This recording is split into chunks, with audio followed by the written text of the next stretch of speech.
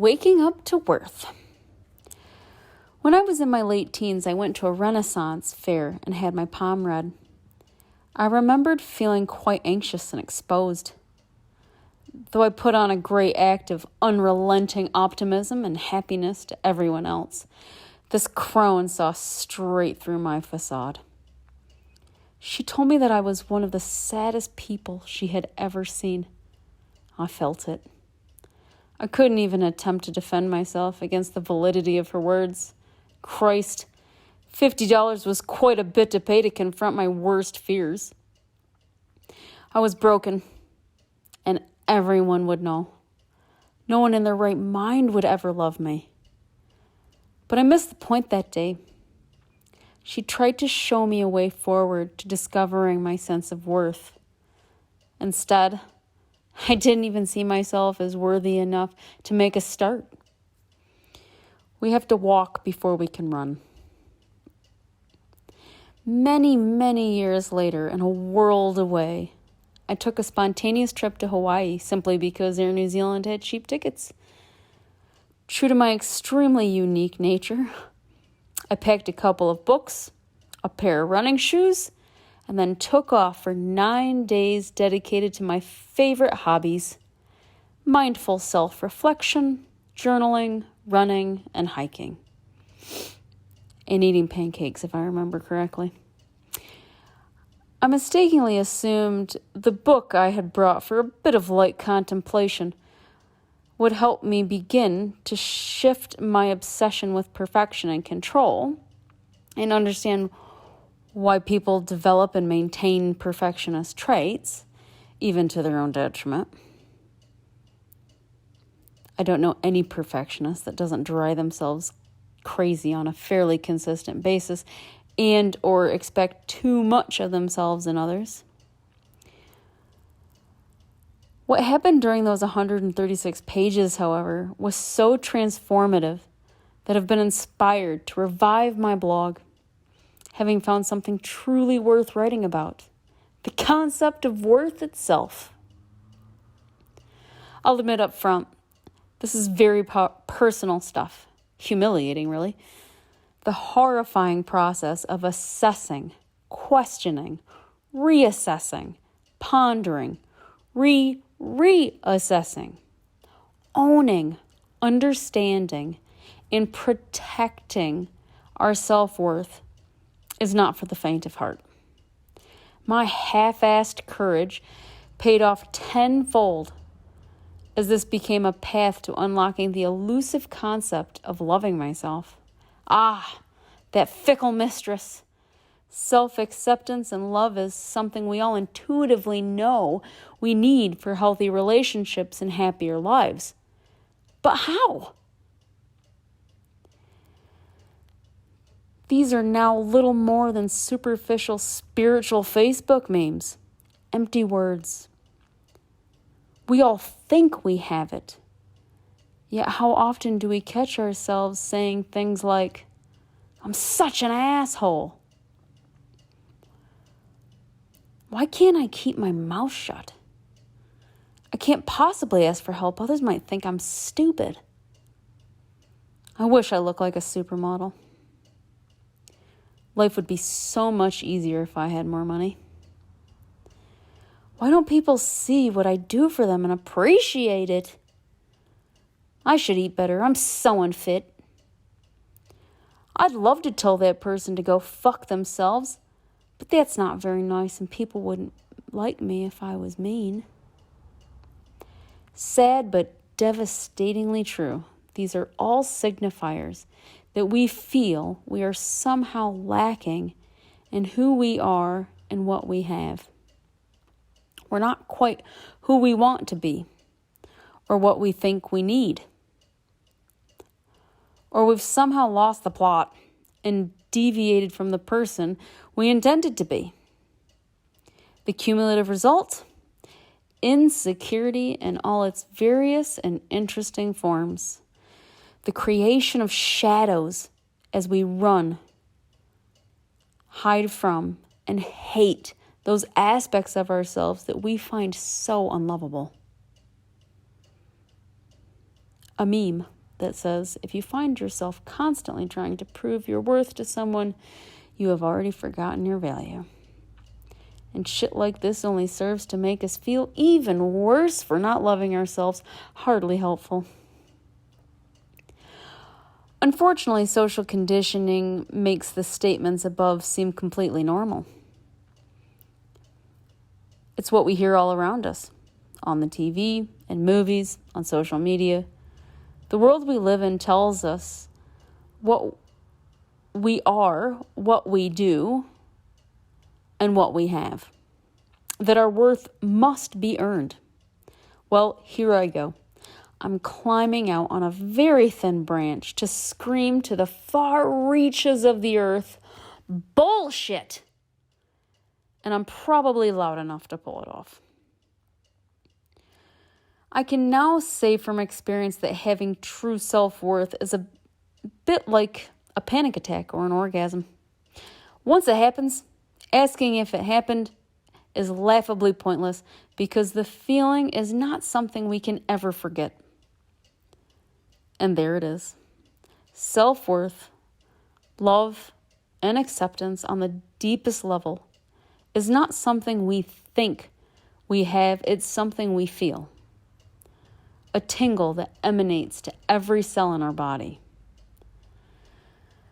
The fact is that we are all human, gorgeously strange, perfectly flawed, and completely limited humans. Regardless of the beliefs pertaining to why we're here or what the point of living on this orb made of mostly carbon, nitrogen, oxygen, and hydrogen may be, we were all born with worth, an inherent value that does not need to be earned or maintained. We were never without it, nor can we ever truly lose it. But we come pretty damn close when we pour our sense of worth into the material shit we own and or the love and approval of another human. How did reading that feel? Is it believable? Don't be discouraged if it's not. We are conditioned to perceive worth as something that is tangible, assigned and or earned by people, social status, jobs, etc. The concept of simply being worthy is not, quote, normal, and can actually lead others to see us as selfish just by putting our own needs before others. But here I go out on my limb again. Bullshit. So, what's the how? What might help us find a way to rediscovering our worth? I say rediscovering because infants don't feel like they have to earn love, food, and protection from their parents. Here's an analogy to help. 1. Choose an item that's high in value. A heaping pile of whichever commodity one might be loath to part from, such as a stack of gems, blank checks signed by Donald Trump. Caveat, I actually wrote this article before he was the president of the U.S. Fun fact. Rare books, a stack of classic rock CDs, the gold coins from Pirates of the Caribbean, irreplaceable pictures of a loved one, or Mackay books. Probably my personal preference. Ideally, it personally signifies pricelessness, something beyond material worth. Number 2, assume the position. Let's envision ourselves as this valuable commodity. For example, I'm a pretty pile of emeralds. Number 3, imagine every human interaction is a decision to either give a piece of our treasure away or keep it for ourselves. Then consider how we might reassess the day-to-day choices we make and who is worthy of our riches. Number 4, we're having a shit day. How often do we start out already feeling insecure and worthless? But instead of protecting what we have left, we frivolously dole it out, hoping that someone else will rebuild our stores. The result is typically devastating disappointment when they fail to validate our worth. Number 5, work towards the confronting realization that the only person who has any right to give us worth is ourselves, and ourselves alone. And yes, that also means we have no right to assign anyone else's worth, aka being judgmental. Here's the thing. Once we get a glimpse of true self-acceptance and love, learn to protect and own our worth by practicing caring for ourselves in everyday choices that we make, we discover that it is a conscious decision to continue offering ourselves to our partners, kids, parents, jobs, friends, communities, etc. We're mindfully giving away a piece of our treasure and sharing it because we know deep down there is an inexhaustible supply. This is security. We can make more anytime we want by practicing self-care instead of needing to extract it from others via reciprocity, people-pleasing, or even manipulation. I'd be surprised if any of that made a lot of sense just yet.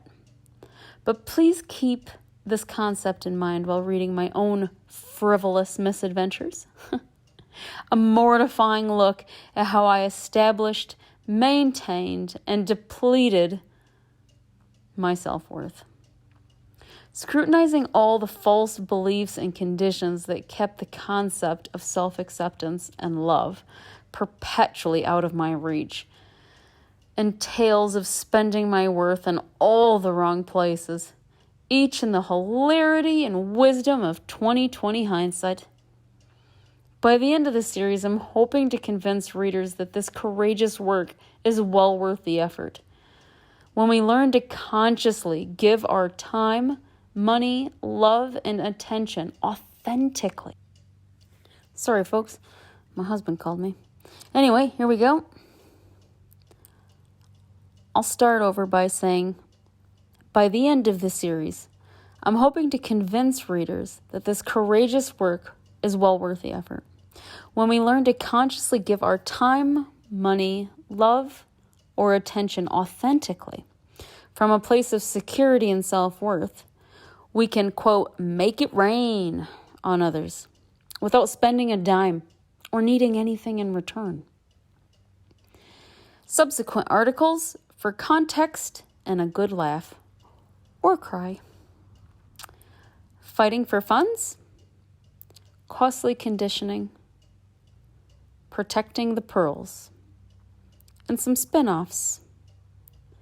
One Fool's Emotional Adventure, Sisterly Admiration, The Spectrum, Baba Black Sheep, Emotional Dichotomy, and who the hell just said that?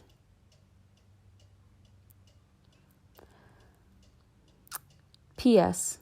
The book that affected this transformation was Brené Brown's The Gifts of Imperfection, a book to be read when we have the courage to confront our own shame stories, or when we're on vacation and fancy a life-altering experience while trying to avoid sand on a tiny island. Hope you enjoyed it.